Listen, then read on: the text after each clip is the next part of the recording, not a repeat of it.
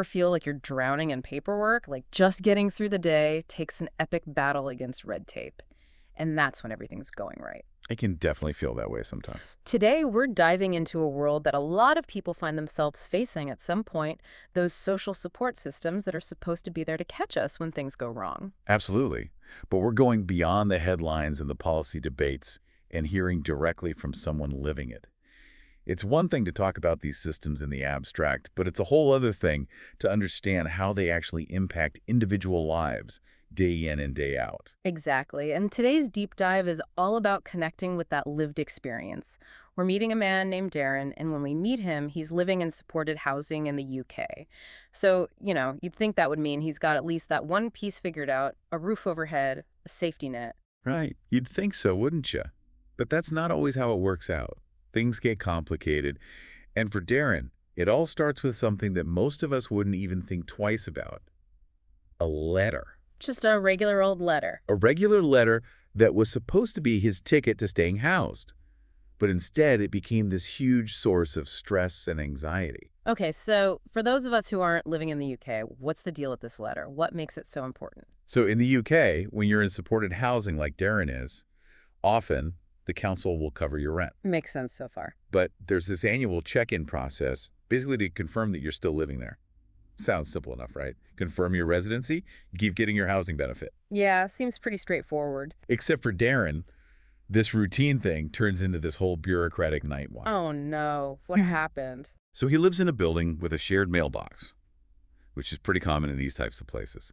And somewhere between that shared mailbox and Darren's own hands, that all-important confirmation letter, it vanishes. Toof.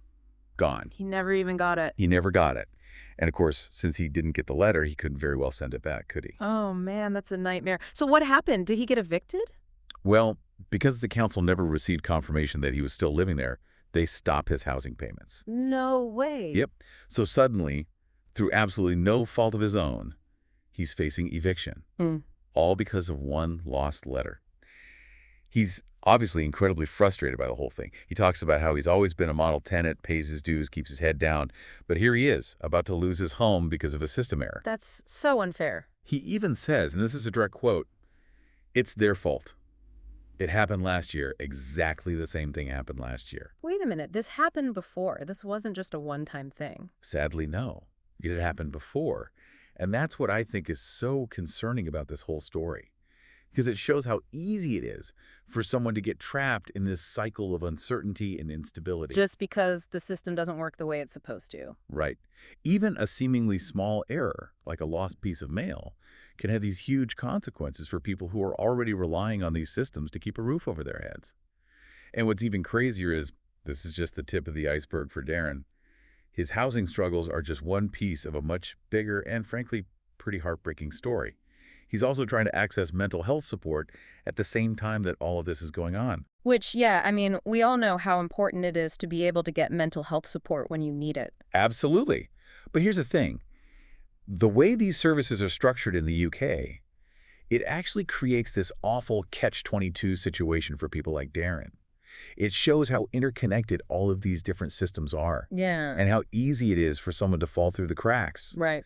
He's dealing with this housing nightmare, and at the same time, he's trying to access mental health support, which, as we all know, can be absolutely crucial. Absolutely. I mean, we all need a bit of support sometimes, don't we? But you'd hope it would be a little bit more straightforward. You'd hope so. Yeah. And he describes, finally, after years on a waiting list, getting an appointment for this mental health assessment. Oh, wow. So he's waited years just for an assessment. Years. To get an initial assessment, which is a whole other issue, really. That's incredible. But it's tied to his current address because of these things in the UK called catchment areas. Okay, so for those of us on the other side of the pond, what does that even mean?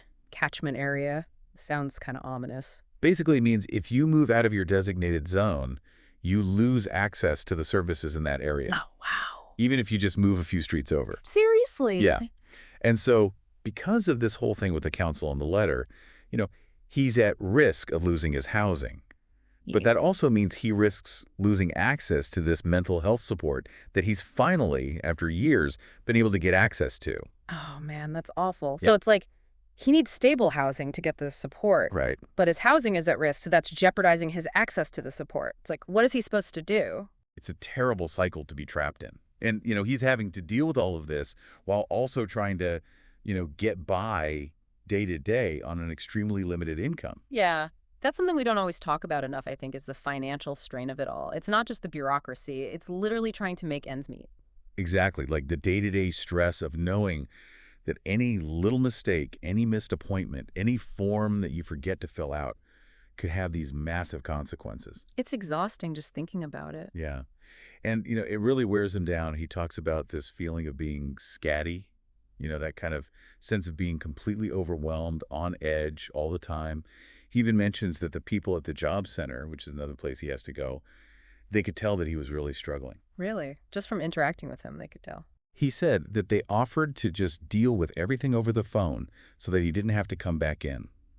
Which I guess, I mean, that's nice of them in a way, but it's also kind of, I don't know, it says a lot that he must have seemed that stressed out, that they felt like they had to do that. It's like they were worried that things were going to, I don't know, escalate or something if he didn't get his way. Yeah, or maybe they could just tell he was already so overwhelmed by everything and they just wanted to make it a little easier for him. Either way, it's pretty sad. It is. And, he's very open about the fact that this whole situation, this constant fight just to kind of stay afloat, it really messes with your head. Yeah, I can imagine. He actually uses the word madness to describe it at one point. Hmm. And he's really honest about the fact that this kind of pressure, this constant stress, it could push someone to a breaking point, even lead them to reoffend. Which is it's a really sobering thought, isn't it? It is. Because if these systems are meant to be helping people, supporting them, then we have to be honest about the fact that sometimes the way they're set up now, it can do more harm than good. Right, exactly. It can actually be really detrimental to someone's mental health. It's so easy to get bogged down in all of this, like to hear a story like Darren's and just feel this weight of how much he's going through. It's heavy stuff, for sure. It really is. But what really struck me, even with all of that, you can still hear this, I don't know, like this sense of hope in his voice. He still has this belief that things can get better, that he can build a good life for himself. It's true. He talks about wanting a nice home, having his family close. Yeah. Just simple things, really. Things that most of us probably don't even think twice about. Yeah. And you're right. He does still seem to believe that it's possible for him, that he can get there. It's like this incredible resilience. It is. This strength that comes through, even when he's talking about some really, really tough stuff.